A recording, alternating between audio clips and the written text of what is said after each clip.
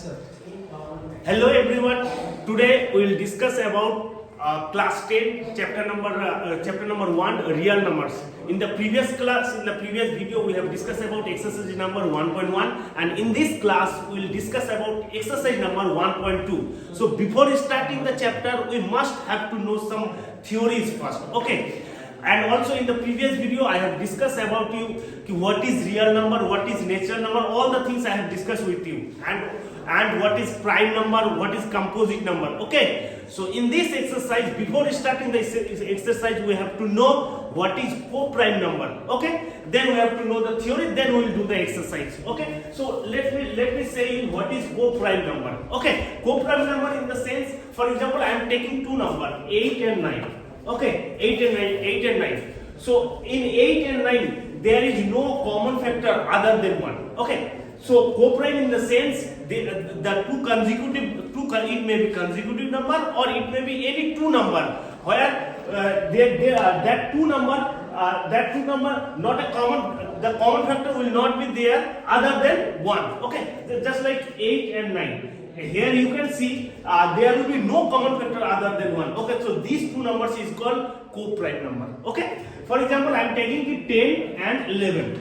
So is there any table where 10 and 11 comes in that table? No, of course there is no. So here is the common factor, that is if we break 10 then we will get 5 into 2, and if we break 11 that is 11 into 1. Also we can write here 1, so the common factor is here 1. So if we get any two number where the common factor is 1, then that two number is called co-prime number. Okay, I think you are getting my point. For example, if I am taking 15, 21, can you see 15 in the sense 3 into 5, and also we can write 1 because 1 is the common. Okay, and 21 that is 3 into 7. So you can see here 3 is the common factor.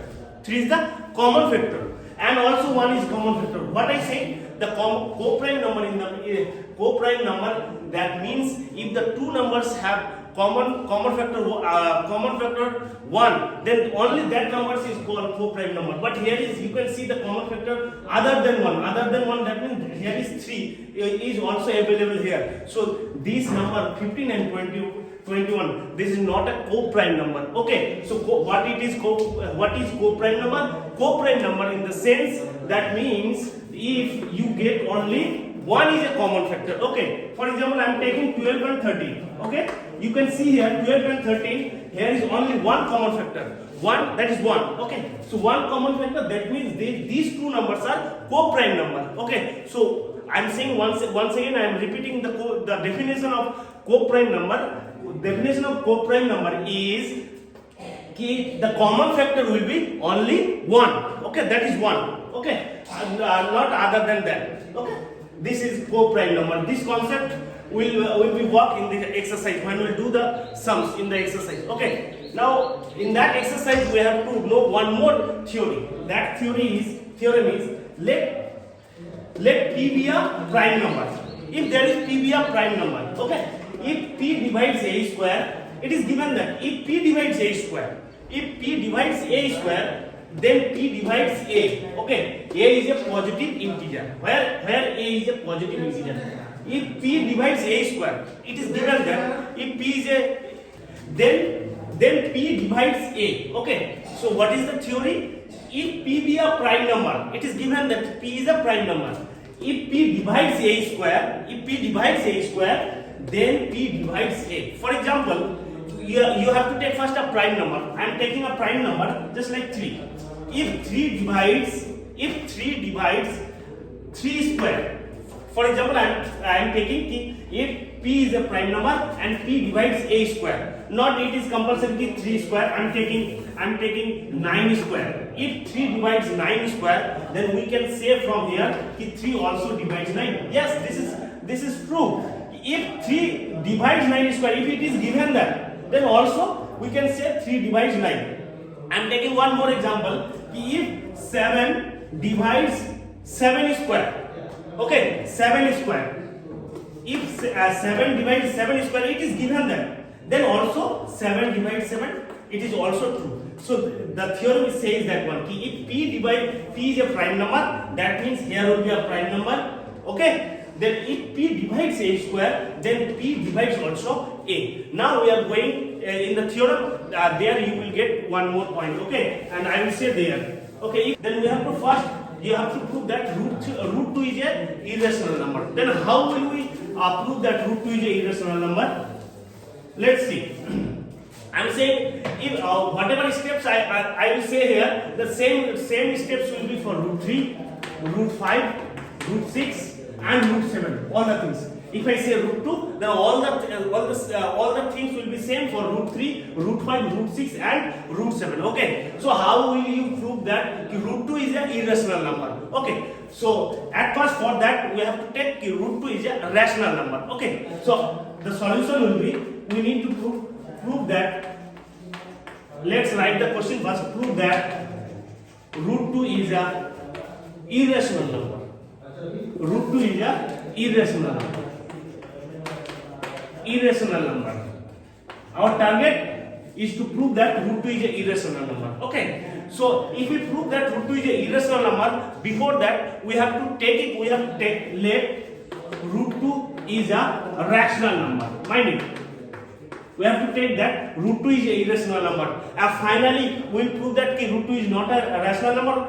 So therefore it is an irrational number. This is the technique you have to use throughout the exercise. Okay. So let root 2 is a rational number. So if it is rational number, then can we write in the previous video I have discussed about how rational numbers are formed, p by q, that is q not equal to 0. By the same process we have to take root 2 equal to a by b. This is rational number. Rational number means numerator divided by denominator, where denominator not equal to 0. That is why I am taking let root 2 is a rational number. So if root 2 is a rational number, then we can take a by b, that is numerator divided by denominator, where I am taking where a and b are co-prime integer. Mind it, co-prime integer, and b not equal to 0, and b not equal to 0. And once again I am saying a and b are co-prime integer. Why it is co-prime integer? Co-prime in the sense the common factor of a and b is only one, not other than 1. Okay, not other than 1. Mind it. So a and the co-prime in the sense the common factor of a and b only 1. Okay. So can we write like this way? Root 2 into b equal to a. Root 2 into b equal to a. Okay. Just cross multiplication. Now squaring both sides. So root 2 into b whole square equal to a square. Okay. So root 2 square, that is 2, into b square equal to a square. Okay.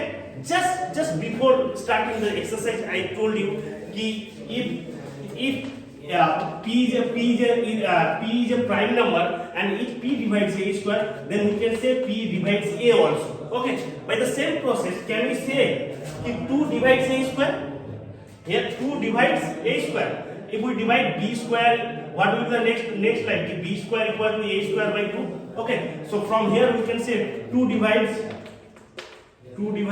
a square. So 2 divides a square. So here we can write 2 divide a also. Just the theorem. What I said. If 2 divides a square, then 2 divides a also. Okay. So if 2 divides a, then can we write like this way? This is the same process. You have to write this line. Then after that this line. I am just erasing because I don't have any space here. So if 2 divides a, that means we will get a equal to, for some 2c. Okay. If we divide 2 divides a, that is after dividing we will get some numbers. Also of course we will get some numbers. So some numbers, that means we are taking like this one. Okay. A equal to 2c. For some integers. Integer c. Okay. For some integer c. So this is number 1 equation. This is number 2 equation. This is number 2. Putting the value of a in 1. What is the value of a is here? A equal to 2c. Okay, just I am putting the value here. A equal to 2c. that is 2b square equal to, in place of a we are writing here 2c, to whole square, that is 2b square equal to 4c square. Okay, 4c square, that means 2 to vanish, what we will get, ki b square equal to 2c square. So from here we can say ki 2 divides b square, 2 divides b square, because c square equal to b square by 2, that means 2 divides b square, and from here also we can say ki 2 divides